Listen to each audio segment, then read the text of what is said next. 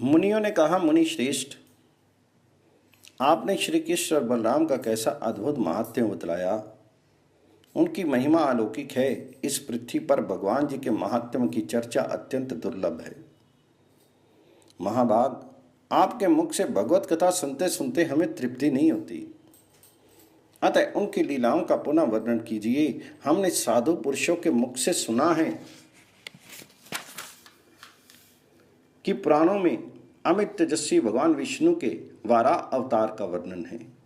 ब्राह्मण, भगवान नारायण ने किस प्रकार वाराह रूप धारण किया और किस प्रकार अपनी दृष्टा से एक कार्नव में डूबी हुई पृथ्वी का उद्धार किया, सबको अपनी ओर आकृष्ट करने वाले परम बुद्धिमान भगवान श्री हरि की समस्त लीलाओं का हम विस्तार पूर्वक श्रवण करना चाहते हैं।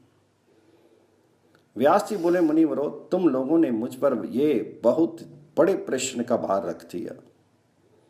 मैं यथाशक्ति तुम्हारे प्रश्नों का उत्तर दूंगा। भगवान विष्णु की लीला कथा का श्रवण करो। भगवान विष्णु के प्रभाव को सुनने में जो तुम्हारा मन लगा है, ये बहुत बड़े सौभाग्य की बात है।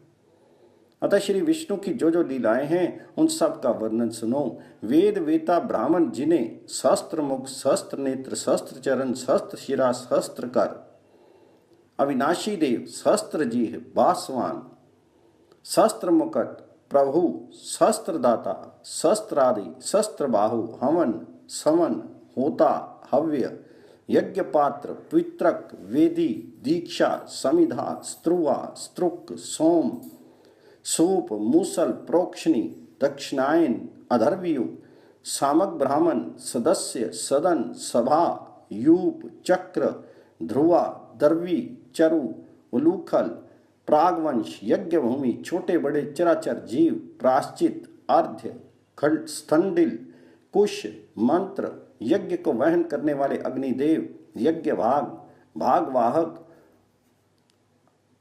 अग्रासन भोजी, सोम भक्ता, हुतार्ची, उदायुत तथा यज्ञ में सनातन प्रभु कहते हैं। उन श्री वत्स चिन्ह भूषित दिवेश्वर भगवान विष्णु के सहस्त्रों अवतार हो चुके हैं और समय समय पर होते रहते हैं। उनका जो वराह अवतार है वह वेद प्रधान यज्ञ स्वरूप है।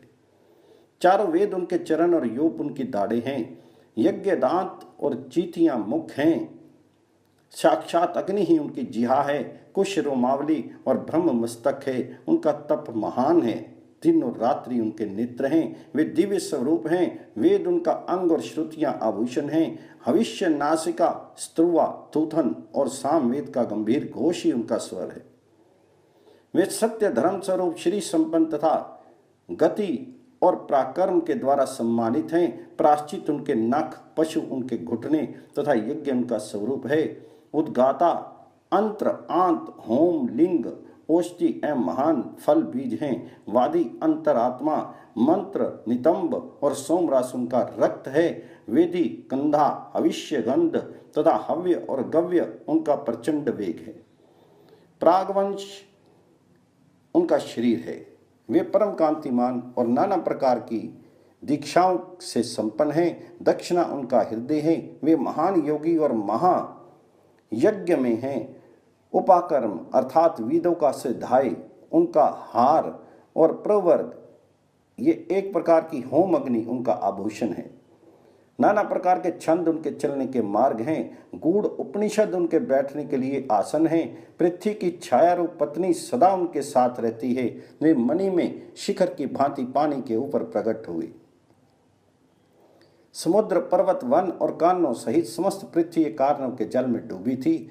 संपूर्ण जगत के आदि कारण और सहस्त्रों मस्तकों वाले भगवान ने वराह रूप में प्रकट होकर एक कारण में प्रवेश किया और सब लोगों का हित करने की इच्छा से पृथ्वी को अपनी दाढ़ पर उठा लिया। इस प्रकार समस्त जीवों के हितैषी भगवान यज्ञवरा ने समुद्र जल को धारण करने वाली समूची पृथ्वी का उद्धार किया। द्विजवरों, ये वरा अवतार का वर्णन हुआ। द्विजवरों, इसके बाद भगवान जी का नरसिंह अवतार हुआ। उस अवतार में भगवान जी ने नरसिंह रूप धारण करके हिरण्यकश्यप नामक दैत्य का वध किया था। प्राचीन काल के सतयुग की बात है। दैत्यों के आदि पुरुष देव शत्रु बल अभिमानी हिरण्यकश्यप ने बड़ी भारी तपस्या की।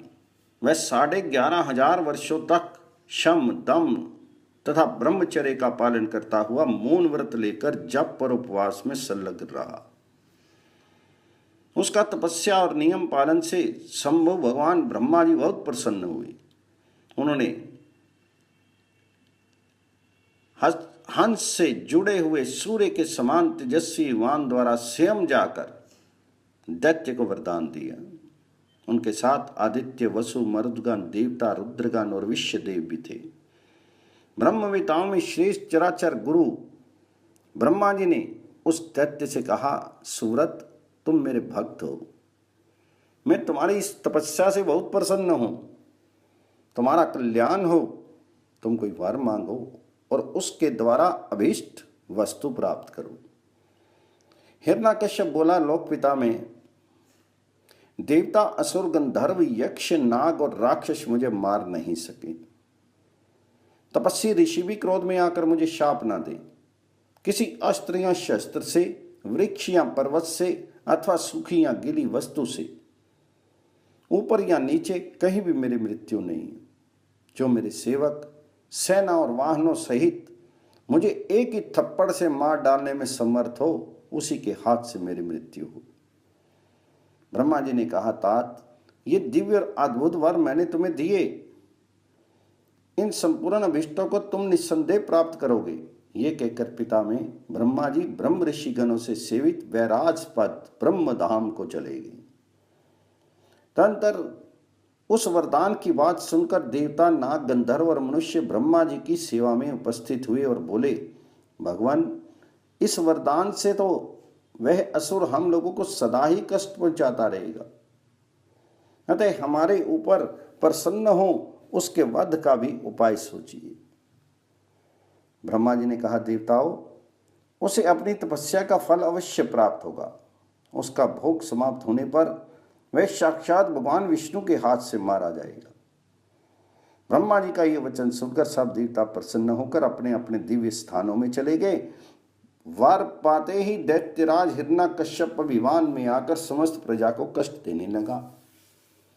आश्रम में रहने वाले सत्य, धर्मपरायण, जितेंद्रिय एवं उत्तम व्रतधारी महाभाग मुनियों को भी उसने स्थान आरंभ कर दिया। स्वर्ग के देवताओं को हराकर तीनों लोकों को अपने अधीन करके वे महाबली असुर स्वयं इस स्वर्ग में रहने लगा। वरदान के मद से उन्मत्त होकर पृथ्वी पर विचरते हुए उस दानव ने दैत्यों को तो यश का भागी बनाया और देवताओं को उससे वंचित कर दिया। तब आदित्य, वसु, साध्य, विश्वदेव और मरुदगण शरणागत रक्षक सनातन प्रभु महाबली भगवान विष्णु की शरण में गए और इस प्रकार बोले, देवेश्वर, आप हिरण्यकश्यप के भय से हमारी रक्षा कीजिए। आप ही हमारे परम देवता, परम गुरु और परम विधाता हैं।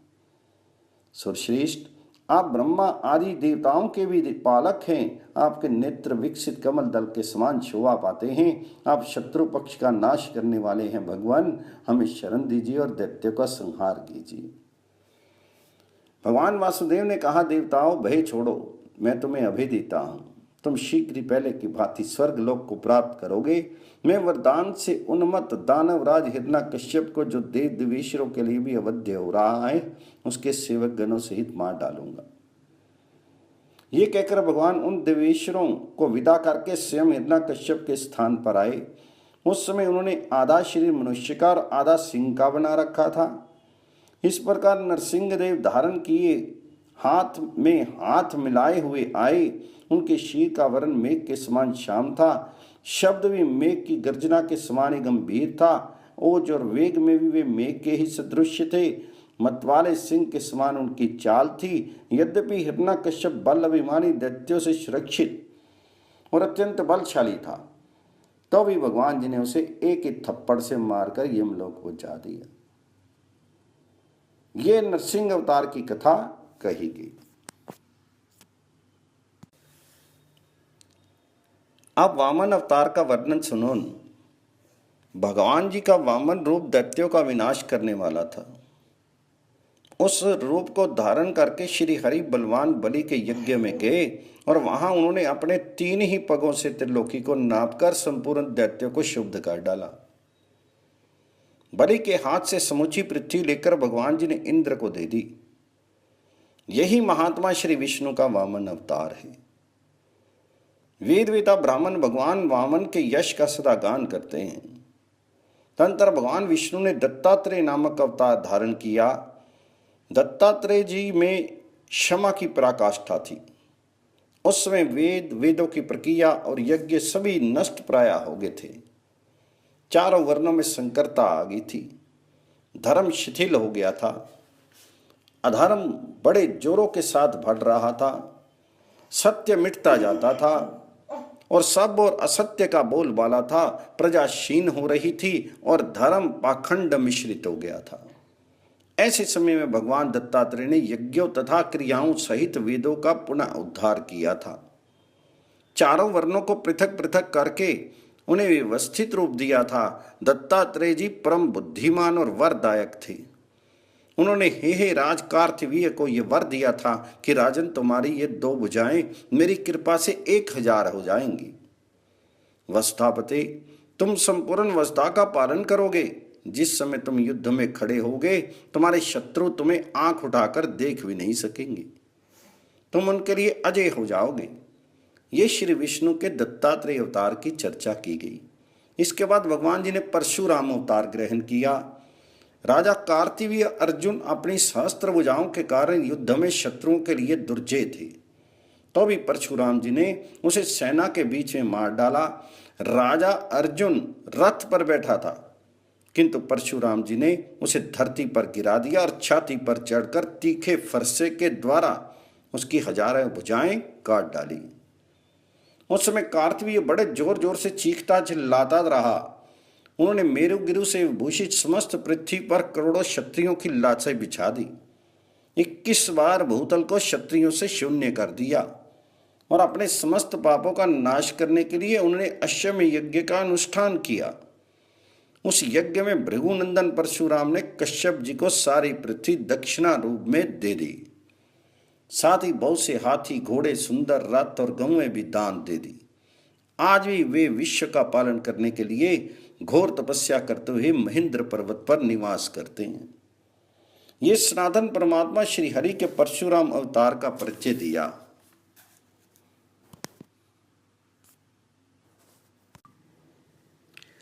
ये सनातन परमात्मा श्री हरि के परशुराम अवतार का परिचय दिया गया। 24वें त्रेता युग में भगवान जी ने दशरथ नंदन कमल नयन श्री राम के रूप में अवतार लिया। भगवान विष्णु उस समय 4 रूपों से प्रकट हुए। उनका तेज सूर्य के समान था। वे लोक में श्री राम के नाम से विख्यात हुए और विश्वामित्र के यज्ञ की रक्षा के लिए उनके पीछे पीछे गए। महायशस्वी श्री राम सब लोगों को प्रसन्न रखने, राक्षसों को मारने और धर्म की वृद्धि करने के लिए अवतीर्ण हुए थे। कहते हैं राजा श्री राम सदा सब भूतों का हित करने के लिए तत्पर रहते थे। वे संपूर्ण धर्मों के ज्ञाता थे। उन्होंने लक्ष्मण को साथ लेकर 14 वर्षों तक वन में निवास किया था। उनके साथ उनकी पत्नी सीता भी गई थी, जो मूर्तिमती लक्ष्मी थी। जन स्थान में निवास करते हुए श्री राम ने देवताओं के अनेक कार्य सिद्ध किए। उन्हें रावण के द्वारा अपहृत सीता का पता लगाकर उन्हें प्राप्त किया और रावण का वध किया। प्लवंशी राक्षस राज रावण देवता, असुर, यक्ष, राक्षस और नागों के लिए भी अवध्य था। युद्ध में उनको जीतना बहुत ही कठिन था। उसका शीर कज्जल राशि के समान काला था। उसे कोटि कोटि राक्षस सदा घेरे रहते थे। वह तीनों लोगों को मार भगाने वाला, क्रूर, दुर्जय, दुर्धर, गर्वयुक्त, सिंह के समान पराक्रमी और वरदान में उन्मत्त था। देवताओं के लिए तो उसकी ओर देखना भी कठिन था। ऐसे रावण को भगवान श्री राम ने सेना और सचिवों सहित संग्राम में मार डाला।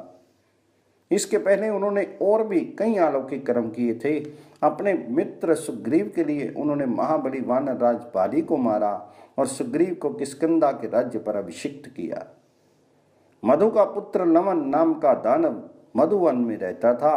वह वीर तो था ही, वर पाकर मतवाला हो उठा था, उसे भगवान जी ने शत्रुघ्न के रूप में जाकर मारा। मरीच और सुबाहु नामक दो बलवान राक्षस थे जो शुद्ध अंतःकरण वाले मुनियों के यज्ञों में विघ्न डाला करते थे। उनको और उनके साथी अन्य राक्षसों को भी यदुकुशल महात्मा श्री राम ने मार गिराया। विराट और कबंध दो बड़े भयंकर राक्षस थे। वे पूर्व जन्म में गंधर्व थे, किंतु शाप से मोहित होकर राक्षस भाव को प्राप्त हो गए थे। उन्हें भी नरश्रेष्ठ श्री राम ने मारकर शाप मुक्त कर दिया। श्री राम के बाण अग्नि, सूर्य किरण और विद्युत के समान तेजस्वी, तपाए हुए स्वर्ण से युक्त, विचित्र पंखों से शोभित तथा महेंद्र वज्र के सदृश सार युक्त थे। उन्हीं के द्वारा उन्होंने युद्ध में शत्रुओं को नाश किया था। परम बुद्धिमान महर्षि विश्वामित्र ने देवताओं के लिए भी दुर्धर्ष दैत्यों का वध करने के लिए श्री रघुनाथ जी को अनेक दिव्य अस्त्र शस्त्र प्रदान किए थे। पूर्व काल में जब कि महात्मा राजा जनक के यहाँ यज्ञ हो रहा था, श्री राम ने खेल में ही महेश्वर के धनुष को तोड़ डाला था। धर्मात्माओं में श्रेष्ठ श्री रघुनाथ जी ने ये सब अलौकिक कर्म करके 10 अश्वमेध यज्ञ भी किए थे, जो बिना किसी विघ्न बाधा के पूर्ण हुए थे। श्री रामचंद्र जी के राज्य करते समय कभी अमंगल की बात नहीं सुनी गई। हवा तेज नहीं चलती थी, कोई किसी का धन नहीं चुराता था, ना कभी विधवाओं के विलाप सुने जाते थे और न अनर्थ की ही प्राप्ति होती थी। उस समय सब कुछ शुभ ही शुभ होता था। प्राणियों को जल, अग्नि अथवा आंधी से कभी भय नहीं होता था। बूढ़ों को बालकों की प्रेत क्रिया नहीं करनी पड़ती थी। क्षत्रिय ब्राह्मणों की परिचर्या करते थे, वैश्य क्षत्रियों के प्रति श्रद्धा रखते थे और शूद्र अहंकार छोड़कर ब्राह्मण आदि तीनों वर्णों की सेवा करते थे। श्री राम के राज्य में स्त्रियां अपने पति के सिवा दूसरे किसी पुरुष में आसक्त नहीं होती थी। पुरुष भी अपनी पत्नी को छोड़कर किसी दूसरी स्त्री पर कुदृष्टि नहीं डालते थे। उस समय सारा जगत जितेंद्रिय था। पृथ्वी पर डाकुओं का कहीं नाम भी नहीं था। एकमात्र श्री राम ही सबके स्वामी और संरक्षक थे। उनके शासन काल में मनुष्य हजारों वर्ष जीवित रहते और वे सहस्त्रों पुत्रों के पिता होते थे। किसी भी प्राणी को रोग नहीं सताता था। राम राज्य में इस भूतल पर देवता, ऋषि और मनुष्य एक साथ एकत्रित होते थे। प्राणवेता पुरुष इस विषय में एक गाथा गाया करते हैं। श्री रघुनाथ जी का वरण श्याम और अवस्था युवा है। उनके नेत्र कुछ कुछ लालमा लिए हुए हैं। मुख से तेज बरसता रहता है। वे बहुत कम बोलते हैं। उनकी लंबी भुजाएं घुटनों तक पहुंचती हैं। उनका मुख बड़ा सुंदर है। कंधे सिंह के सदृश हैं। महाबाहु श्री राम ने 10,000 वर्षों तक राज्य किया। उनके राज्य में सदा ऋग्वेद, सामवेद और यजुर्वेद का घोष सुनाई देता था। धनुष की डंकार भी सरदा कानों में आती रहती थी। दान करो और स्वयं भी भोगों का उपभोग कभी बंद नहीं होता था। दशरथ नंदन श्री राम सत्यवान और गुणवान होने के साथ ही सदा अपने तेज से दैदीप्यमान रहते थे। उनकी सूर्य और चंद्रमा से भी अधिक शोभा होती थी। ये श्री राम अवतार का वर्णन हुआ। इसके बाद श्री हरि का अवतार मथुरा में हुआ था। वे श्री कृष्ण के नाम से विख्यात हुआ। भगवान श्री कृष्ण समस्त संसार का हित करने के लिए अवतीर्ण हुए थे।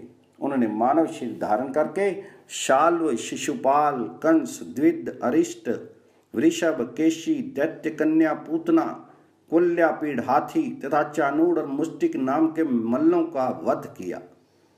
अद्भुत कर्म करने वाले बानासुर की 1000 भुजाएं काट डाली। युद्ध में नरकासुर का संहार किया और महाबली काल यमन को भी भस्म करा दिया। भगवान जी ने अपने तेज से दुष्ट दुराचारी राजाओं के समस्त रत्न हर लिए और उन्हें मौत के घाट उतार दिया। ये अवतार संपूर्ण लोगों का हित साधन करने के लिए हुआ था। इसके बाद विष्णु यशा नाम से प्रसिद्ध कलिक अवतार होने वाला है। भगवान कलिक शंबल नामक गांव में अवतीर्ण होंगे। उनके अवतार का उद्देश्य भी सब लोगों का हित करना ही है। ये तथा और भी अनेक दिव्य अवतार हैं जो पुराणों में ब्रह्मवादी पुरुषों द्वारा वर्णित हैं। भगवान जी के अवतारों का वर्णन करने में देवता भी मोहित हो जाते हैं। पुराण वेदों की श्रुतियां द्वारा समर्थित है। इस प्रकार यह अवतार कथा संक्षेप में कही गई, जो संपूर्ण लोकों के गुरु और सदा कीर्तन करने योग्य है। उन भगवान विष्णु के अवतारों का वर्णन किया गया। इसके कीर्तन से पितरों को प्रसन्नता होती है। जो हाथ जोड़कर अमित पराक्रमी श्री विष्णु के अवतार की कथा सुनता है, उसके पितर भी अत्यंत तृप्त होते हैं। योगेश्वर भगवान श्री हरि की योग माया का वर्णन सुनकर मनुष्य सब पापों से मुक्त हो जाता है और भगवान जी की कृपा से शीघ्र ही उसे रिद्धि, समृद्धि तथा प्रचुर भोगों की प्राप्ति होती। मुनिवरों, इस प्रकार मैंने अमित तेजस्वी श्री हरि के सर्वव्यापी पवित्र अवतारों का वर्णन किया।